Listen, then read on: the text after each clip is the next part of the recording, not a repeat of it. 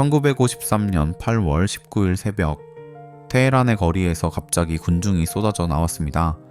샤 만세, 모사데그를 타도하라. 신문들은 일제히 총리가 나라를 공산주의자들에게 팔아넘기려 한다고 썼습니다. 불과 하루 전만 해도 없던 이야기들이었습니다. 그리고 군이 움직였습니다. 이 시위대는 자발적인 군중이 아니었습니다. 그 신문 기사들도 누군가 돈을 주고 쓰게 한 것들이었습니다. 이 모든 걸 기획한 건 미국 CIA였습니다. 그날 무너진 건 한 명의 총리가 아니었습니다. 70년 후 전쟁의 씨앗이 그날 심어졌습니다. 오늘은 그 이야기입니다. 끝까지 보시면 지금 뉴스에서 보이는 미국과 이란의 전쟁이 완전히 다르게 보이실 겁니다. 1951년의 이란을 상상해 보세요. 땅 밑에는 세계에서 손꼽히는 석유가 묻혀 있습니다. 중동 최대 매장량 중 하나였습니다. 근데 그 석유로 돈을 버는 건 이란 사람이 아니었습니다. 영국 회사 앵글로 이란 석유 회사가 이란 석유를 통째로 운영하고 있었거든요. 지금의 BP, 바로 그 회사입니다. 이란은 자국 석유에서 겨우 16%만 받았습니다. 나머지 84%는 전부 영국으로 넘어갔습니다. 쉽게 말하면 내 집 마당에서 금이 나오는데 내가 가져가는 건 100원에 16건이고 나머지는 남 주는 겁니다. 그것도 수십 년째 당연하다는 듯이. 이란 노동자들은 영국 직원들과 같은 시설에서 일하면서도 훨씬 적은 임금을 받았습니다. 화장실도 따로 써야 했다는 증언이 있습니다. 이 상황에 분노한 사람이 있었습니다. 변호사 출신의 정치인 모하마드 모사데그. 그 시대 이란에서 가장 신뢰받는 지도자였습니다. 그는 의회 연설 중에 울어버리는 사람이었습니다. 눈물이 많기로 유명했어요. 감정이 차오르면 연설 도중 흐느끼기도 했습니다. 그래서 국민들은 오히려 더 좋아했습니다. 저 사람은 진짜 우리 마음을 아는구나 라고요. 근데 그 눈물 뒤에는 철의 의지가 있었습니다. 이란의 석유는 이란 것이어야 한다. 당연한 말이었습니다. 근데 이 당연한 말이 생각보다 훨씬 위험한 발언이었습니다. 1951년 5월 모사데그는 총리가 되자마자 석유를 국유화하는 법을 통과시킵니다. 영국 회사가 운영하던 이란의 석유 시설을 전부 이란 정부 소유로 돌린 겁니다. 이 법은 의회에서 만장일치로 통과됐습니다. 국민 전체의 뜻이었습니다. 이란 국민은 환호했습니다. 거리에서 축제가 벌어졌어요. 드디어 우리 것을 우리가 갖게 됐다고. 영국의 반응은 좀 달랐습니다. 영국은 즉각 이란 석유를 전 세계적으로 보이콧했습니다. 이란 석유 사면 우리랑 거래 끝이야. 어느 회사 팀장이 생각나지 않습니까? 내가 당연한 권리를 주장했더니 갑자기 너 이제 우리 편 아니야가 되는 그 상황. 이란 경제는 흔들리기 시작했습니다.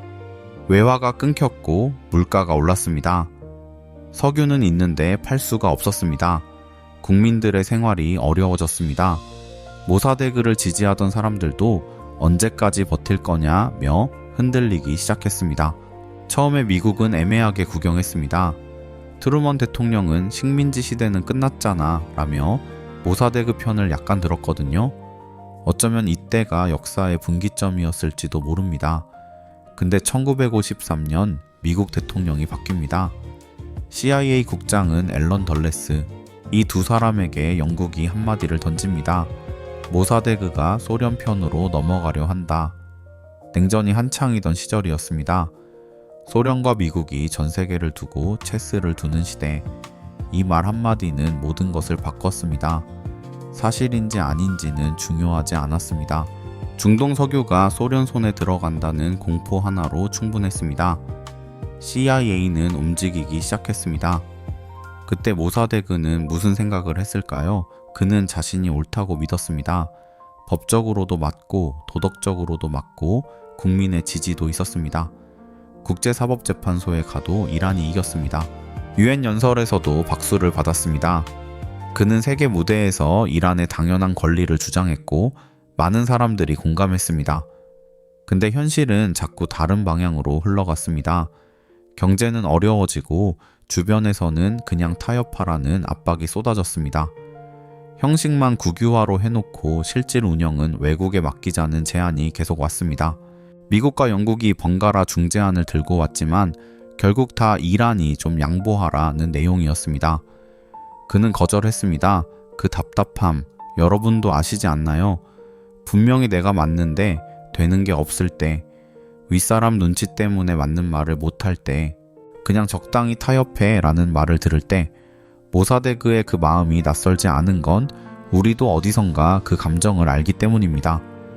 여러분이 그 자리에 있었다면 타협하셨을 것 같으세요? 그리고 1953년 8월 19일이 왔습니다. CIA 작전명은 아약스였습니다. CIA는 이란의 군 장교들, 신문사들, 거리 조폭들에게 돈을 뿌렸습니다. 시위대를 조직했고 폭력 사태를 만들었고 언론을 장악했습니다. 당시 작전 예산 10만 달러, 지금 돈으로 약 10억 원, 나라 하나의 민주주의를 뒤엎는데 서울 아파트 한 채 값이 들었습니다. 군이 모사데그의 집을 포위했습니다. 문이 열립니다. 군인들이 들이닥칩니다. 모사데그는 체포됐습니다. 그는 군사법정에 섰습니다. 판사들은 이미 결론을 알고 있었습니다. 선고는 정해진 것이었습니다. 그 자리에서 모사데그는 마지막으로 말했습니다. 내 죄는 이란 석유를 국유화한 것입니다. 역사가 판단할 것입니다. 3년 징역, 그리고 남은 생 14년을 집 밖을 나가지 못한 채 살았습니다. 1967년 혼자서 죽었습니다. 친미왕 레자샤가 복귀했습니다. 비밀경찰 사바키가 조직됐습니다. 반대자들을 잡아들이고 고문하고 숨겼습니다. 이란 국민들은 또다시 외세가 선택한 지도자 아래 살게 됐습니다. 그렇게 25년이 흘렀습니다. 그리고 1979년 이란 혁명이 일어났습니다. 25년간 쌓인 분노가 터졌습니다. 호메이니가 집권했습니다. 이란은 이슬람 공화국이 됐습니다. 미국은 대학마다, 반미가 국가 정체성이 됐습니다. 핵 개발이 시작됐습니다. 그리고 오늘 뉴스에서 보이는 미국과 이란의 전쟁, 호르무즈 해협의 긴장, 그 뿌리가 여기 있습니다. 1953년 8월 19일 그 하루, 2013년 CIA가 기밀 문서를 해제합니다. 거기 이렇게 적혀 있었습니다. 1953년 이란 쿠데타는 미국 외교정책으로서 CIA 지시 하에 실행됐다. 60년 만의 자백이었습니다. 모사데그가 죽고 46년이 지난 뒤였습니다.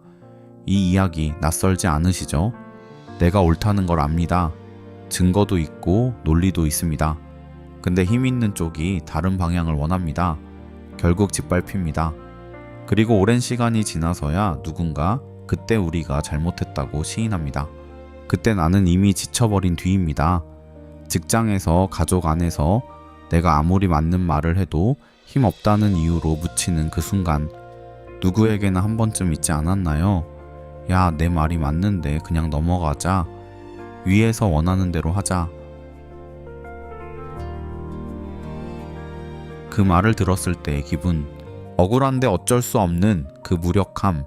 모사데그도 정확히 그 자리에 있었습니다. 근데 70년의 결말을 보면 또 다른 걸 말합니다. 모사데그를 무너뜨린 그 당의 선택이 결국 1979년 혁명을 낳았고, 그게 지금 2026년 전쟁의 씨앗이 됐습니다. 당의 이익을 위해 옳은 것을 짓밟으면 그 대가는 반드시 어딘가에서 돌아옵니다. 그것도 훨씬 더 크게. 역사는 가끔 너무 늦게 정직해집니다.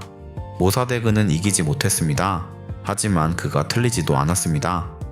60년 후 그것을 인정한 건 그를 무너뜨린 쪽이었습니다. 그의 마지막 말이 지금도 남아있습니다. 역사가 판단할 것입니다. 그리고 역사는 판단했습니다. 옳다고 해서 반드시 이기지는 않습니다. 하지만 옳음은 기록에 남습니다. 그리고 그 기록이 언젠가 세상을 판단합니다. 오늘 맞는 길을 걷고 있는데 아무도 알아주지 않는다면 모사데그를 떠올려 보세요.